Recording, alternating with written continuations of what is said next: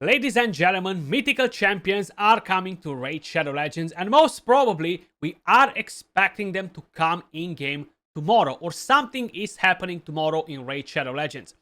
Basically, Plarium just released a video on their official YouTube channel where they are pretty much giving us some information about the mythical heroes, how they're going to work, how we're going to acquire them, of course, other things that we were a bit concerned about like skill tomes, etc. And I gotta say, there are a couple of fairly decent pieces of information in the video, so we're gonna do our reaction to it, guys, because you know what, it's actually pretty damn interesting. So let's just crack on it and see what they have in store for us. Now, I personally always get hyped everyone. for the And graphics. welcome to our latest update preview. Buckle up. Look at that. This one's going to be huge. After all, it's not every day that we announce a brand new champion rarity. Say hello. And that champion is a Sacred Order. Now, initially I thought that it might be a Bannerlord, then a Demon Spawn, just reading all the lore. But guess what? It's a Sacred Order. To mythical champions. As they're the next step up from legendary, we've gone all out to make mythical champions feel truly special. So what exactly makes them so next level? In a nutshell, mythical champions are essentially two champions in one. They can change between two forms through an exciting new mechanic we're calling Metamorph. Each form will have a different set of skills, and sometimes they'll change a champion's type entirely. Now, one thing that we were kind of like, I didn't thought about it personally, so I've done my video talking about the mythical champions. I raised the concerns that I had with the addition of mythical champions, and I didn't thought about the way you're building them. I didn't thought that you're going to be able to put two different builds, one for each metamorph, basically. And somebody put in the comments that probably that's how it's going to work. Seems like it's not going to work like that. You're actually going to have one build that will be basically shared across the metamorph. So either you're going to prioritize full damage on one of them, and then you're not going to have such a amazing experience with the second metamorph. Either you're going to try to balance your build around, you know. Let's check out how these warriors of myth look in battle. Allow me to introduce you to my mythical friend, Siegfried the Nephilim. Siegfried may look like your standard paragon of the Sacred Order, but wait, he hides a dark secret. When all of Siegfried's allies die, his Metamorph skill activates, transforming him into a flaming angel of vengeance. Check it out, even his shield is angry. It's not just Siegfried's appearance that's changed. All of his skills are different now too. His first, or base form, focuses entirely on cracking skulls and dealing damage. Now that he's transformed into a second, or alternate form, he's a healer who can revive his fallen friends and get them back in the fight. So there's a very quick demonstration of the Metamorph mechanic, the signature feature of mythical champions. Now, let's really get into the nuts and bolts of how they work, how to make the most out of them, and how to get them. We'll start with that last and most important point, how to get a mythical champion. Presenting Primal Shards. So, seems like they've added a Primal Shard in between the Void and the Sacred. Now, I don't think it means that it's about the prices for them. It might be like a medium price in between the Voids and Sacreds, which I think it would be better, but it really depends by the summoning chances. Now, they're not showing that in the video. They're not clicking right here on the information button to see the percentage drop rates for them just yet, but most probably we're gonna see them once they are in game. And how you may notice on the screen, you can collect 100 primal quartz to form a primal shard. For the moment, they were based on kind of like rarity, on how hard it is to get them, and you could say even the price, right? Because that kind of matched it. So you had Mystery, Ancients, Void, Sacreds. Now the primal is in between. So maybe I'm just thinking a bit too far, you know. These new, angry-looking red shards will be your main way to summon mythical champions. But you can also get rares, epics, and legendaries of all affinities, except Void, from them too. At launch, there won't be any mythical Void champions, but we'll be sure to let you know when that changes and how you can add them to your collection. So you've heard that. At launch, we don't have any Void mythical champions. But we'll make sure to let you know when that happens and how you can add them to your collection. So I think they will add another type of shard for it, or they're gonna do something completely different on how you can acquire the Void Mythicals when they're gonna bring them to the game. So we're definitely gonna get Void Mythicals too. Could you imagine the chances to summon that? What is it? 0.0001% to get one of them? Crazy. Primal shards can also be formed by collecting primal quartz. Collect 100 of this mythical substance and you can create a primal shard. Both primal shards and quartz can be earned from certain events or other in-game activities, so get hunting. So I've got a mythical champion, how do I power them up? Good news, they work exactly the same as any other champion. Fight in battles, send them to the sparring pit, use XP brews or food champions to gain experience, and use affinity potions to ascend them. Easy. They also come fresh out of the shard at rank 6. So this is the thing that I like, okay? I think it's a positive thing that they come out at 6-star directly as mythical champions. But I'll be honest, I'm not gonna lie. This thing right here raises different concerns to me. So if we're gonna get champions directly at 6 stars, yes, they're rare. But you know what this means, guys? This means that they are planning 7-star champions in the future. At least that's what I understand from this. I know the champions are, their rank is based on their rarity. Don't get me wrong, like it makes perfect sense to be 6-star. But just seeing it, how easily they just went with it instead of trying to justify it. No, we keep them at 5-star because of this and that. This kind of like hints to me that they are planning 7-star champions in the future, which is, wow, painful. So no rank 5 chickens needed. Speaking of upgrades, time to talk skills. You'll need mythical tomes to develop their skills. Mythical skill tomes look cool, right? Like, I love the icon. Looks really, really good. And they are, I would say, good news, but they're not good news. There are some news related to the mythical books and the way we're booking mythical champions, which I do think that is good, and I'm happy that they didn't went overboard with the whole problem here, with the whole thing. And keep in mind that you'll need to upgrade each form skills separately. But before you start panicking, fully upgrading all skills across both forms will require about the same amount of tomes as if you were upgrading a legendary champion. So they haven't basically doubled all in and put the same amount of mythical skill tomes into the champions like you would need for a legendary champion, okay?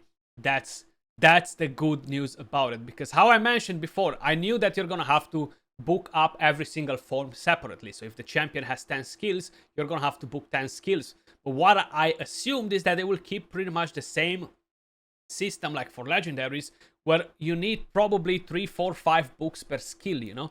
So it's good that they haven't kept that, because these books will be extremely overpriced.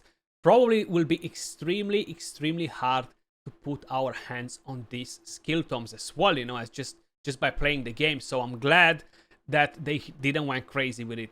It's still gonna be hard, but it's not gonna be as hard as I thought that it will be, you know. So I'm glad. If you have a preference for one form over the other, consider using your tomes to focus on that form's skills first. For example, if you want our good buddy Siegfried primarily as a healer, use your tomes on his alternate form skills first. While you'll need to think about which skills you want to upgrade first, gear and masteries will remain the same across both forms. Find the perfect balance for both, or dedicate all your resources into one form. The choice is yours. As for empowering, that works exactly the same, but you're basically gonna empower them the same way, get mythical copies of them. They haven't mentioned anything about faction guardians. Probably that's gonna be a long way ahead. You cannot unbind the mythical champions for life tokens, which who would want to do that, right? Like, who would want to do that? The champions that we have in the token trader are just not worth it. Tomb Lord Molly, good champions. Foley decent, the rest not worth the cost, you know. Can't unbind mythical champions. When it comes to awakening, it's business as normal. Blessings will remain the same across both forms. The mythical champions will get... So basically, as mythical, you're gonna have even more stats on your champions. Check this out. So at 2-star, instead of getting 5k HP like a legendary, you're gonna get 7k. And think about it in the following way. Speed-wise, you're gonna get 20 speed instead at 6-star.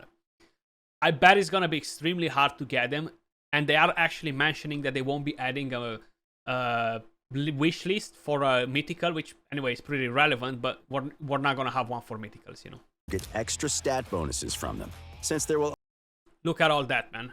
Look at all that attack, crit damage, speed, everything else that you're getting once you reach 6-star. Crazy. Only be a few mythical champions at launch. You won't be able to add them to the wish list at the Altar of Souls. For now, anyway.